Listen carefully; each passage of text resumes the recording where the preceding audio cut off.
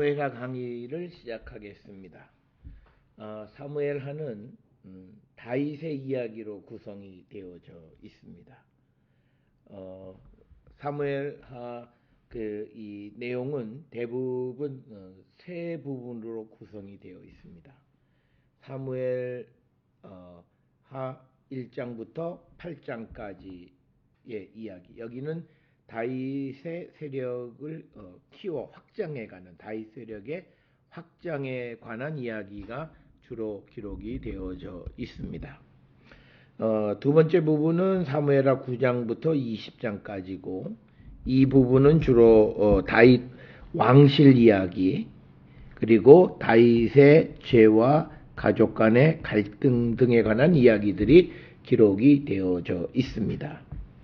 그리고 이제 사무엘하 21장부터 24장까지는 다윗 시대에 대한 첨가 부분이 되겠습니다. 그래서 여기에 기록되어 있는 이야기들은 어떤 역사적인 선후 관계를 재구성하기는 매우 어렵다.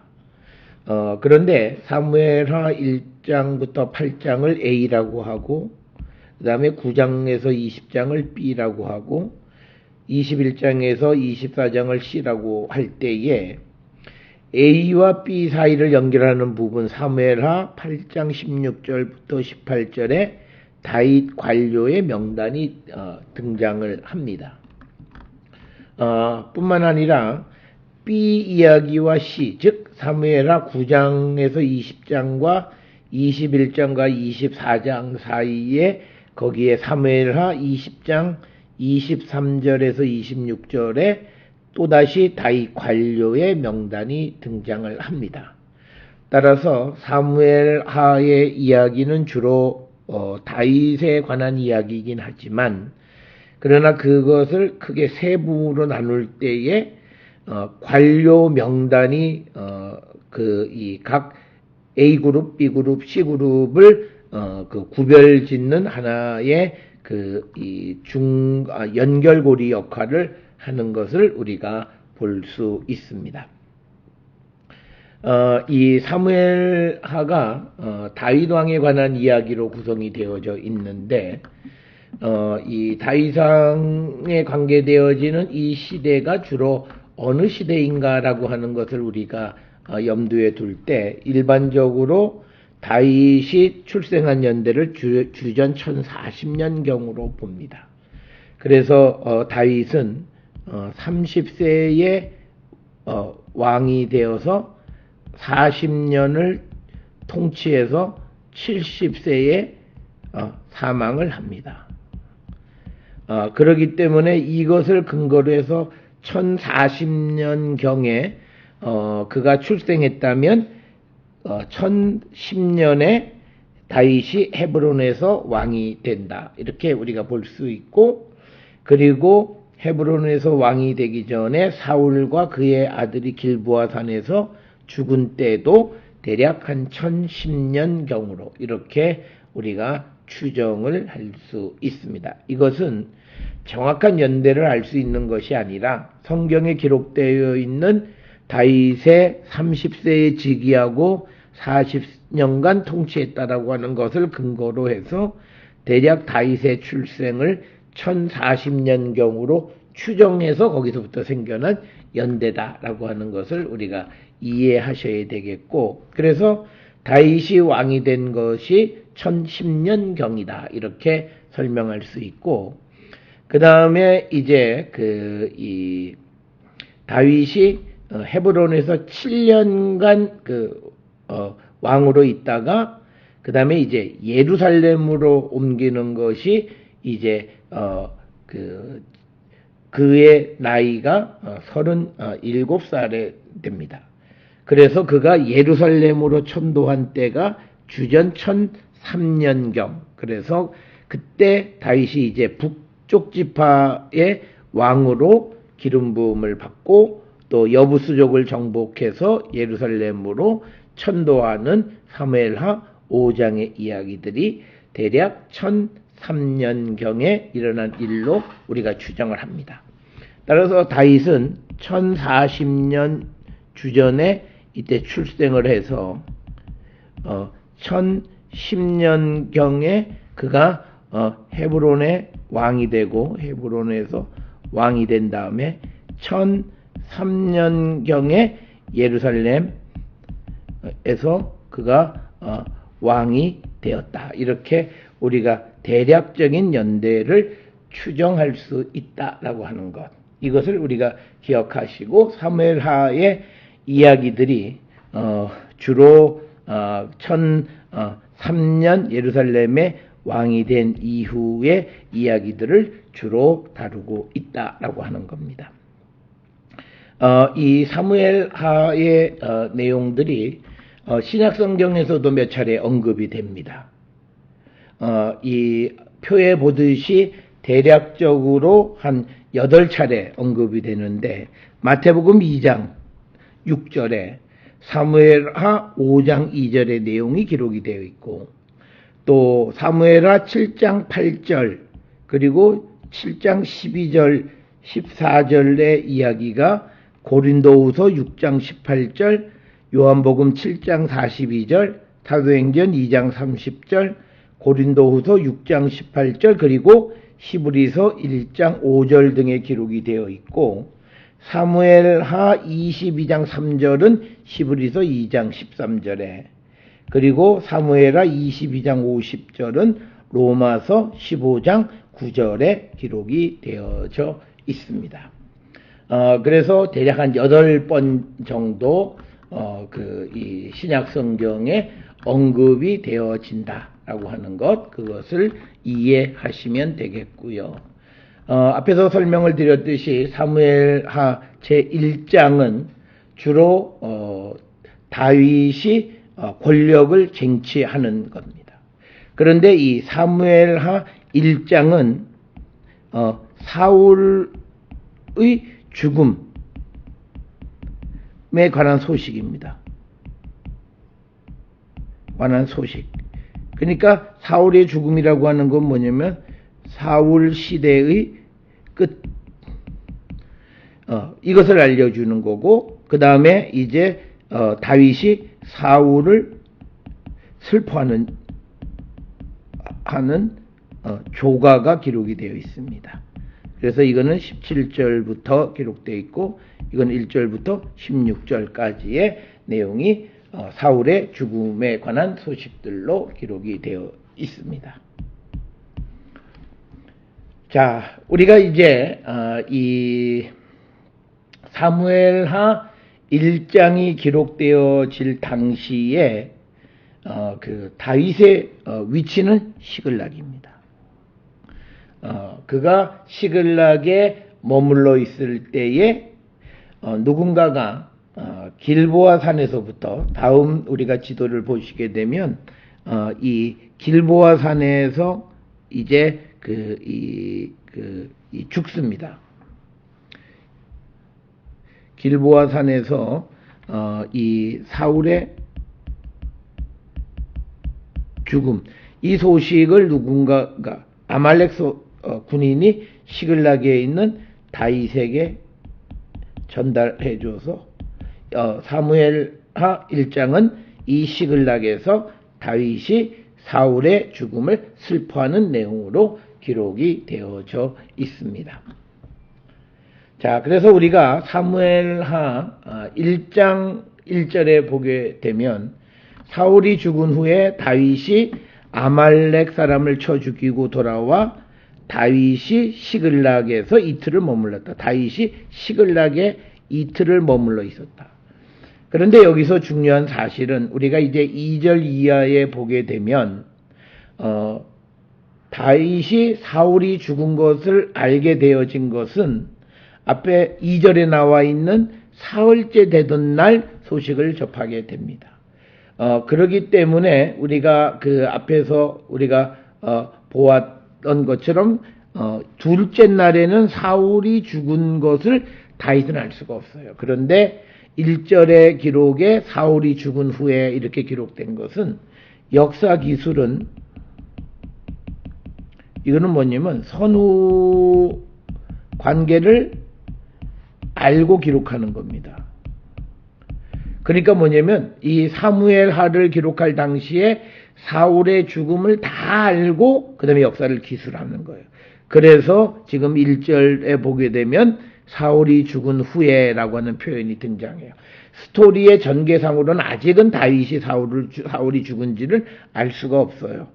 그런데도 사울이 죽은 후에 다윗이 시글락에서 아말렉을 물리치고 돌아와 이틀을 머물렀을 때에 이제 셋째 날에 이 사울의 진영으로부터 사람이 나와서 그 소식을 접하게 됐다라고 하는 겁니다.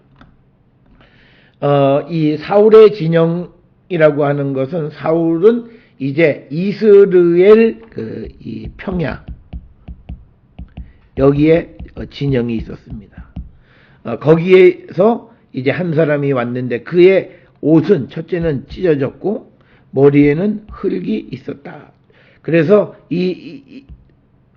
그 소식을 전하는 사람의 몰골을 보면 그 소식이 애통할 만한 소식이라는 것을 짐작할 수 있다라고 하는 겁니다. 그래서 그가 다윗에게 나와 땅에 엎드려 절을 합니다. 그래서 3절에 다윗이 그를 신문하는 거죠. 이제 이게 누군지 모르니까 신문하는 거예요. 그에게 묻되 너는 어디서 왔느냐? 그가 대답할 때 이스라엘 진영에서 도망하여 왔나이다. 이렇게 이야기합니다. 이 이스라엘 진영이라고 하는 것은 삼상 31장 1절에 보게 되면 이스라엘의 진을 쳤다라고 하는, 그래서 그곳에서부터 왔다라고 하는 것을 우리가 짐작할 수 있고, 더 구체적으로는 이제 이 이스라엘에 있는 길보아산, 여기에서 사울이 죽은 것을 확인하고 이제 소식을 가지고 온 것이 되겠습니다. 자, 그래서 4절에 다윗이 그에게 이르되 일이 어떻게 되었느냐? 너는 내게 말하라. 그러니까 그가 대답하되 첫째, 군사가 전쟁 중에 도망하기도 하였고, 두 번째, 무리 가운데에서 엎드러져 죽은 자도 많았고, 그 다음에 세 번째는 사울과 그의 아들 요나단도 죽었다라고 하는 거죠. 결국은 1, 2, 3은 뭐냐면 패배했다라고 하는 겁니다. 이스라엘이 전쟁에서 패배했다라고 하는 그 소식을 지금 전하는 겁니다. 자, 그러니까 5절에 다윗이 자기에게 알리는 청년에게 묻되 사울과 그 아들 요나단이 죽은 줄을 네가 어떻게 아느냐? 이것을 꼬치꼬치 캐묻는데, 특별히 여기에서 청년이라고 번역된 히브리어 단어는 나아르입니다. 나아르는 첫째는 청년이란 뜻도 있고 또 하나는 군인이란 뜻도 있습니다. 그런데 본문의 내용상에 청년도 무리는 없습니다만 군사적 상황 속에서는 군인으로 번역하는 것이 더 바람직하지 않나, 이렇게 생각이 되어집니다. 그래서 이제 다윗의 질문에 대해서 6절에 그 청년이 이르되 내가 우연히 길보아 산에 올라가 보니 사울이 자기 창에 기대고 병거와 기병은 그를 급히 따랐다, 이렇게 설명을 합니다. 여기서 사울이 자기 창에 기대었다라고 하는데 이 창이라고 하는 것은 뭐냐면요, 이것은 왕권을 상징합니다. 그냥 단순한 창이 아니라 이것을 우리가 알 수 있는 것은 뭐냐면요, 3상 26장 11절에서 다윗이 사울의 머리 곁에 있는 창을 가져왔다 다시 돌려주는 일이 있어요. 그 창이 머리 곁에 있다라고 하는 것은 그 창이 왕권을 상징한다라고 하는, 그러니까 왕으로서 창에 기대고 있고 병거와 기병은 그를 급하게 따르고 있다라고 하는 겁니다. 그러자 7절에 사울이 뒤로 돌아 나를 보고 부르시기로 내가 여기 있나이다. 내가 대답하되 내가 여기 있나이다. 여기 내가 여기 있나이다 라고 하는 이 말의 히브리어는 히네니예요. 히네니.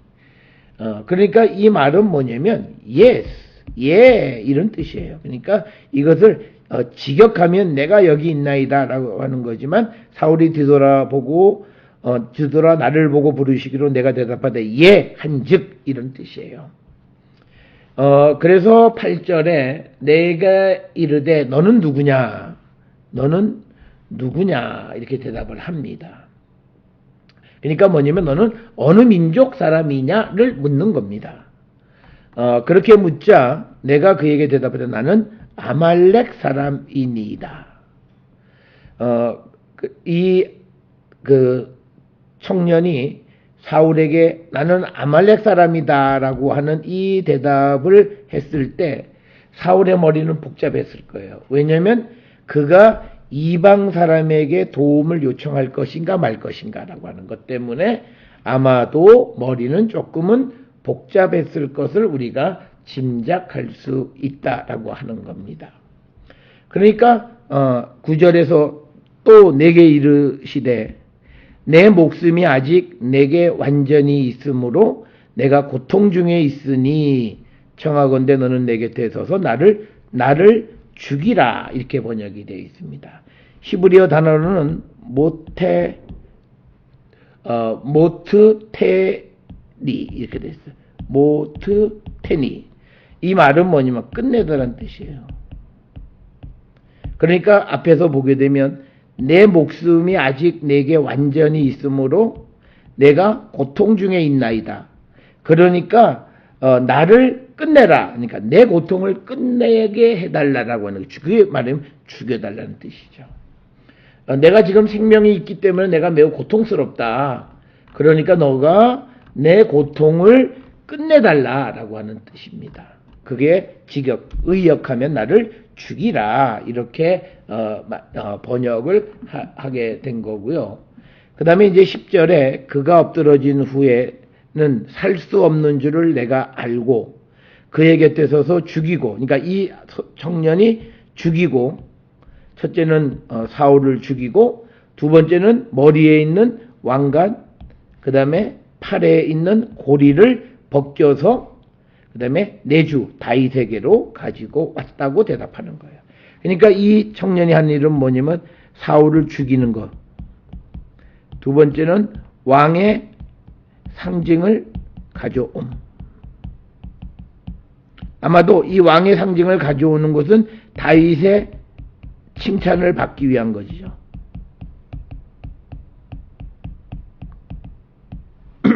그래서 내가 지금 이것을 가지고 왔다 이렇게 이야기를 합니다. 그런데 우리가 여기서 한 가지 주의해야 되는 것은 뭐냐면 원래 사무엘상 31장에 기록되어 있는 사울의 죽음 이야기와 지금 사무엘하 1장 10절에 나와 있는 이야기 사이에 조금 차이가 있어요. 그래서 이것에 대해서 주석가들은 이 청년이 다윗의 호감을 사기 위해서 거짓말한 것이다 이렇게 이해를 하는 겁니다. 그래서 이 10절에 나와 있는 이야기와 그 다음에 사무엘상 31장의 이야기 사이에 약간의 차이가 있다라고 하는 겁니다. 그리고 여기서 왕관이라고 하는 것은 일반적인 왕관이 아니라 머리 이마에 띠나 또는 작은 관을 얘기하는 거고, 네, 팔에 있는 고리라고 하는 것은 이것은 팔찌. 그래서 고대 시대의 왕관과 팔찌는 왕을 상징하는 부장품이었습니다. 이거를 베껴서 다윗에게 가지고 왔다라고 하는 겁니다. 자, 그래서 이제 이 소식을 들은 다윗의 반응은 다윗이 자기 옷을 잡아 찢으며 함께 있는 모든 사람도 그렇게 했다. 슬픔의 표시예요. 이 슬픔의 표시는 사울의 죽음인데 이 사울이 그 이방인에게 죽임을 당했다라고 하는 것에 대해서 특별히 애도하는 모습이 11절에 있는 말씀이 되겠습니다. 자, 그래서 12절에 사울과 그 아들 요나단과 그러니까 여호와의 백성과 이스라엘 족속이 칼의 죽음으로 말미암아 저녁 때까지 슬퍼하며 하여 울며 금치겠다. 즉 뭐냐면 애도의 대상을 설명해요. 사울, 요나단, 그 다음에 여호와의 백성, 그리고 이스라엘 족속 가운데서 칼에 죽임을 당한 자들을 위해서 애도했다라고 하는 겁니다. 그래서 애도하는 것은 울며 금식했다라고 하는 겁니다. 자, 그래서 이제 13절에 다윗이 그 소식을 전한 청년에게 묻되 너는 어디 사람이냐 묻는 거죠. 여기서 너는 어디서 왔느냐, 그러니까 국적이 뭐냐, 민족이 뭐냐, 이거 대답하고 같은 거죠. 그러니까 나는 아말렉 사람, 곧 외국인의 아들이니이다 라고 하는 겁니다. 이방인이란 뜻이에요. 자, 그렇게 되니까 14절에 다윗이 그에게 이르되 내가 어찌하여 손을 들어 여호와의 기름 부음 받은 자를 자 죽이기를 두려워하지 아니하였느냐. 14절에서 이제 다윗은 이 청년의 죄목을 밝히는 거예요. 죄목은 여호와의 기름 부음 받은 자를 죽인 거예요. 그런데 다윗은 그가 사울이 살아있을 생전에 사울을 죽일 수 있는 기회가 여러 차례 있었지만 그가 여호와의 기름 부음 받은 자라고 하는 이유 때문에 그를 죽이지 않았어요. 그런데 이 청년이 이 사울을 죽였다라고 하는 거죠. 그것은 아마도 아말렉 사람이기 때문에 여호와의 기름 부음 받은 자라고 하는 것이 얼마나 중요한 의미를 갖는지를 아마 잘 알지 못했을 수도 있다라고 하는 거죠. 어쨌든 간에 그가 여호와의 기름 부음 받은 자를 죽였다라고 하는 거죠. 그게 그 청년의 죄목이고, 그래서 15절에 다윗이 청년 중 한 사람을 불러, 여기서 말하는 청년은 다윗의 어떤 보디가드 같은 사람들. 그러니까 여기서도 이 청년은 나으른데 이 청년은 아마 군인 중 한 사람을 불러 이르되 가까이 가서 그를 죽이라 하매 그가 침에 곧 죽으니라. 그래서 다윗이 아말렉 그 청년을 죽이는 겁니다. 그 죽임의 이유는 그가 여호와의 기름 부음 받은 자를 죽였기 때문이다. 자, 그래서 16절에 다윗이 그에게 이르기를 내 피가 내 머리로 돌아갈지어다. 그러니까 너의 죽음은 너의 책임이라는 거예요. 그 이유는 내 입이 너에 대하여 증언하기를 내가 여호와의 기름 부음 받은 자를 죽였노라 라고 말했기 때문이다 라고 하는 겁니다. 그래서 다윗은 그 아말렉 청년을 죽이는 것에 대한 어떤 죄책감이 없다는 거예요. 왜냐하면 그가 여호와의 기름 부음 받은 자를 죽였다고 스스로 고백했기 때문에 그를 죽여서 그 죽음의 책임은 그 자신에게 있다라고 하는 말의 의미가 16절의 의미가 되겠습니다. 따라서 사무엘하 1장 1절로 16절은 사울의 마지막과 다윗의 시대의 새로운 출발을 알려주는 그런 중요한 부분이 되겠고, 그래서 사무엘하의 시작은 이제 사울의 죽음 그리고 그것을 슬퍼하는 다윗의 이야기로부터 시작하지만 바로 이것은 사울 시대가 끝났다라고 하는 것을 나타내 보여주는 그런 표가 되겠습니다.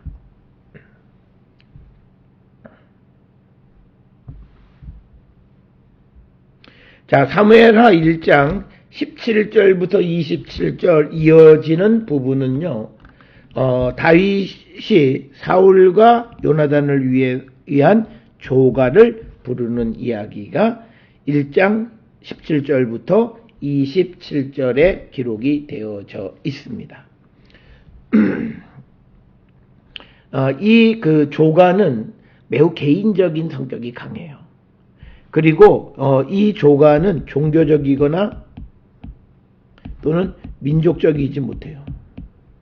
적이지 않고 매우 개인적이다라고 하는 거예요. 그것은 이유가 있어요. 이미 사울은 종교적으로 하나님의 영이 떠난 사람이에요. 그렇기 때문에 그를 위한 종교적으로 할 게 없고, 또 하나님께서 다윗 대신에 사울 대신에 다윗을 왕으로 세웠기 때문에 민족적으로도 어떤 사울에 대한 조가나 이런 것들이 별 의미가 어떻게 할 수가 없다는 거죠. 그래서 다윗은 개인적인 관점에서 사울의 죽음을 애도했다라고 하는 것이 사무엘하 1장 17절부터 27절에 기록이 되어 있고, 이것이 조가 노래예요. 즉 운문입니다. 그렇기 때문에 여기에는 평행법이라고 하는 것은 반복해서 강조하는 것이고, 그 다음에 이제 은유법, 그 다음에 도노법,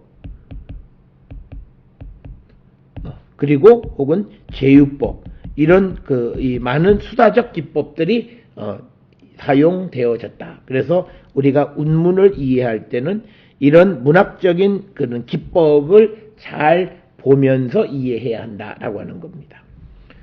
17절부터 27절에서 17절, 18절은 조가의 서언에 해당하고, 그 다음에 19절부터 27절이 이제 애가인데, 여기에서도 전반부는 사울과 요나단의 공적을 기리고 후반부는 다윗의 개인적인 슬픔을 노래하는 것으로 기록이 되어져 있습니다. 그래서 이제 17절에 보면 다윗이 이 슬픈 노래로 사울과 그 아들 요나단을 조상했다. 그러니까 슬픈 노래. 그래서 그걸로 사울과 요나단을 조상했다, 슬퍼했다라고 합니다.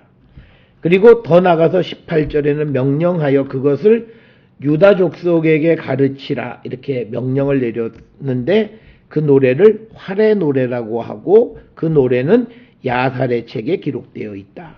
그러니까 야살의 책은요, 시 선집에 해당하는 겁니다. 그리고 활의 노래는 조가의 이름입니다. 자, 그래서 야살의 책이라고 하는 이 선집이 어떤 성격의 책인지는 알 수가 없어요. 그러나 성경에 한두 차례 언급이 되어 있다라고 하는 겁니다. 자, 그래서 이제 19절에 보면 이스라엘아, 너의 영광이 산 위에서 죽임을 당하였도다. 오호라, 두 용사가 엎드러졌다. 여기서 말하는 두 용사는 요나단과 그리고 아버지 사울에 대한 얘기고, 그 다음에 산 위는 길보아 산을 얘기하는 겁니다. 자, 그 다음에 20절에 이 일을 가드에 알리지 말고 아스글론의 거리에도 전파하지 말지어다. 여기에서 우리가 가드와 아스글론은 지명이고, 알리지 말며 또 전파하지 말지어다, 같은 것의 동의적 평행법입니다. 그리고 또 그 이유는 블레셋 사람들의 딸들이 즐거워할까 하고, 또 할례받지 못한 자들의 딸들이 개가를 부를까 합니다. 그래서 여기서도 블레셋 사람의 딸과 할례받지 못한 자들의 딸이 같은 의미고, 그 다음에 즐거워할까 또는 개가를 부를까 같은 개념의 소위 동의적 평행법입니다. 그래서 이거는 강조하는 겁니다. 그러니까 이 말은 뭐냐, 블레셋 사람들에게는 절대 이야기하지 말라라고 하는 겁니다. 자, 우리가 그 가드라고 하는 말은 여기에 보시는 그 다음에 아스글론이죠. 아스글론은 여기에 해당하는 것, 블레셋의 도시입니다. 그러니까 아스글론과 이 갓은 또는 가드라고 표현도 됩니다. 에게 지금 사울의 죽임을 말하지 말라. 지금 이 조가를 부르는 게 이 시글락의 지금 다윗의 위치예요. 시글락에 있을 때 지금 이야기들을 하는 노래가 되겠고요. 그 다음에 이 지도를 다시 한번 보면 블레셋 사람들의 5도시가 있어요. 그 블레셋 사람들의 5도시는 주로 우리가 맨 남쪽에 가사, 아스글론, 그 다음에 아스돗, 그 다음에 에그론, 그 다음에 여기에 갓. 이렇게 해서 5도시가 블레셋 5방백의 도시입니다. 여기에 주로 블레셋 사람들이 살았고, 그 다음에 이제 그 사람들에게 사울의 죽음에 대해서 언급하지 말라라고 하는 겁니다. 자, 그래서 우리가 여기서도 지도에 보게 되면 지금 다윗은 여기 위치하고 있고, 블레셋 사람들은 이 해안에 주로 거주하고 있습니다. 여기가 블레셋 사람들의 거주지죠. 그리고 벳산 이 근처에서 이제 사울이 죽은 거죠. 그러니까 블레셋 사람들이 내륙으로 굉장히 깊숙이 진출한 거예요.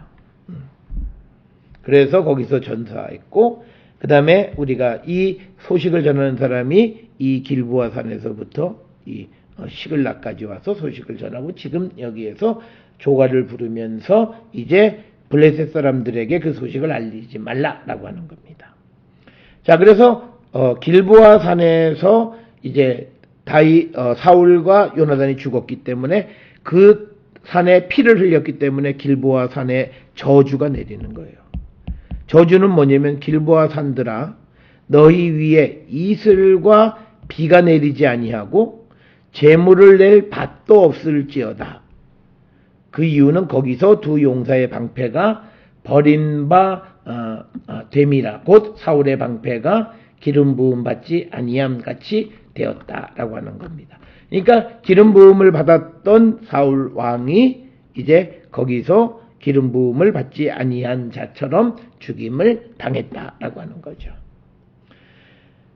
자, 그래서 이제 22절에 죽은 자의 피에서 용사의 기름에서 요나단의 활이 뒤로 물러가지 아니하였으며 사울의 칼이 헛되이 돌아오지 아니하였도다. 이 22절의 주된 내용은 요나단과 그 다음에 사울이 전사로서 훌륭한 기량을 가지고 있었던 자다. 그래서 요나단의 활은 뒤로 물러가지 않아 쏘면 목표에 맞았고, 사울의 칼이 헛방질하지 않고 목표를 맞춰서 다 죽이는 그런 기량이 뛰어난 그런 군인들이었다라고 하는 것이 22절의 말씀이 되겠고, 그 다음에 23절에 사울과 요나단이 생전에 사랑스럽고 아름다운 자이로라. 죽을 때에도 서로 떠나지 아니하였다라고 하는 거죠. 여기서 아버지와 아들의 아주 친밀한 관계를 사랑스럽다, 아름다운 자다 이렇게 표현하는 거예요. 이것을 가지고 동성애적인 요소를 찾는 것은 좀 무리한 해석이다 라고 하는 것이고, 그러면서 23절에 이제 그들을 독수리의 빠름과 사자의 강함에 비유하는 겁니다. 우리가 성경에서 보면 독수리는 우리가 레위기 11장이나 신명기 14장에서는 독수리를 부정한 음식으로 표현합니다. 그렇지만 우리가 그 욥기서나 이사야서에서 독수리의 심 또는 빠름 이런 것들이 예레미야 4장 13절 이런 데 등장을 하고, 높이 나르는 것은 이사야 40장 31절 이런 것들에서 긍정적 요소들이 묘사되어져 있다라고 하는 겁니다. 이런 것들은 우리가 아마도 이 바벨론 포로를 경험하면서 메소포타미아 사람들이 독수리에 대해서 긍정적인 묘사하는 것에 영향을 받지 않았는가, 이렇게 우리가 추정을 해 볼 수 있다라고 하는 겁니다. 자, 그 다음에 24절에 이제 이스라엘 딸들아 사울을 슬퍼하여 울지어다. 그가 붉은 옷으로 너희에게 화려하게 입혔고 금놀이개를 너희 옷에 채웠도다. 즉 사울이 왕으로서 이스라엘 사람들에게 붉은 옷을 입혔고 금놀이개를 달아줬다라고 하는 거예요. 즉 부귀 흥왕 이걸 상징하는 겁니다. 그러니까 이스라엘 사람들은 그 사울을 슬퍼해야 한다라고 하는 그런 의미의 말씀이 24절이 되겠고, 그래서 이제 25절에 오라 두 용사가 전쟁 중에 엎드러졌도다.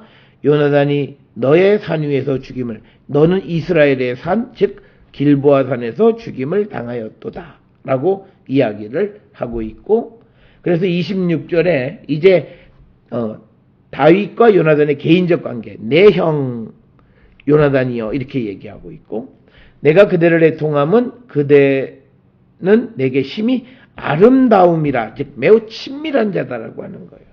그리고 그대가 나를 사랑함이 기이하여 여인의 사랑보다 더하였도다. 이것을 우리가 어떤 이들은 동성애적으로 해석하는데 그게 아니라 아주 친밀한 정도가 이루 말할 수 없었다라고 하는 그것을 나타내고 그 요나단의 죽음을 슬퍼하는 겁니다.